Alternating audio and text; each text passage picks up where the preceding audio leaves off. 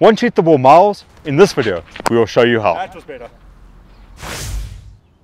In no particular order, there are 6 secrets to help you unlock your hidden hitting potential. The first one we're going to look at is our backswing, because this is going to generate our potential energy. The higher the potential energy, the more we can get through the ball. A couple of important checkpoints here is that it's your top hand that leads the bat back in the backswing. This is going to help make sure we get a shoulder dip into the ball, which is going to get us closer to the ball from which to hit. At the same time, we want to make sure that our backswing goes nice and far back and high to help us get into a position where our potential energy is at its greatest. We are then going to use that potential energy to go through the contact point and hit the ball incredibly far. Number 2, we're going to be looking at momentum into the ball. This is to make sure that we can utilize our movement to create even more power through our swing and hit the ball that much further. A couple of important things to make sure that we do well here is that we're stepping into the line of the ball.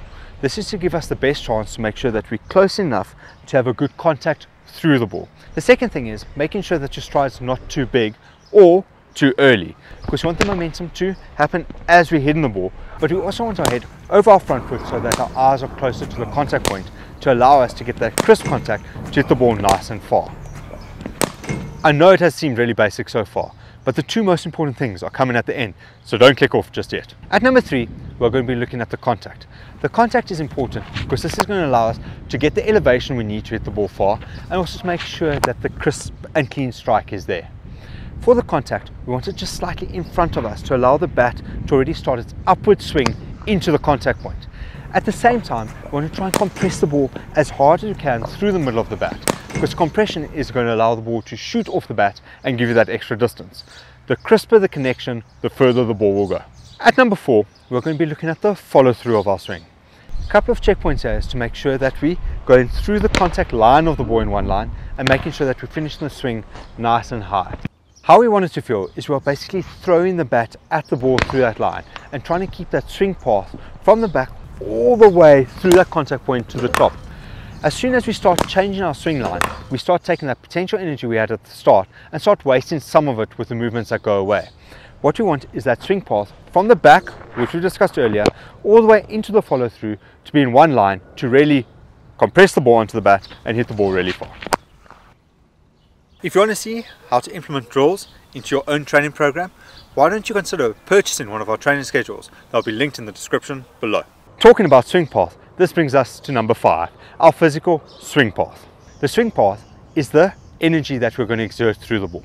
So a couple of important checkpoints here is initially as you swing back to make sure that the bat face opens towards gully or backward point region. This is going to enable the bat to have a full face as it comes through the contact point at the bottom, also allowing for a nice big backswing through the ball, creating a loop or a whipping effect. Also, what we don't want to do is make sure that the bat doesn't hide behind our body, because then the swing path has to change and we're losing out on our potential energy by changing the swing path. We want the swing to come through in one line all the way to the contact point. Speak about the contact point, it's important that the hips stay nice and side on or to just before the contact point. Then they can open up to allow a greater swing and a lag effect. What this also does is it allows the back and spine to uncoil through the swing, creating more power at that point of contact and allowing the swing path to go all the way through to the top and complete, creating a bigger swing, creating more power and allowing us to hit the ball miles further than we could before. That was better.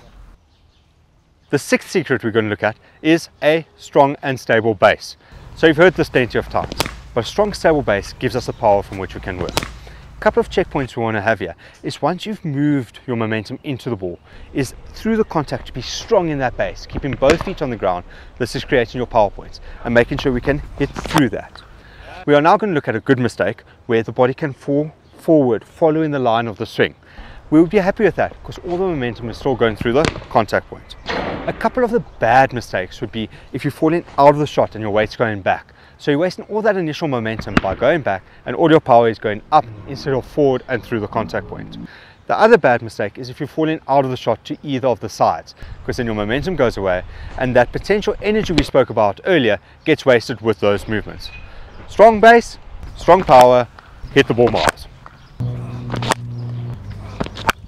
Thank you very much for watching this video. We hope that you did enjoy. A massive shout out to all our members who help make these videos possible. And also, if you want to check out a video on how to play spin at a very high level, it'll be over here. It's to my right, huh? Yeah. Over here.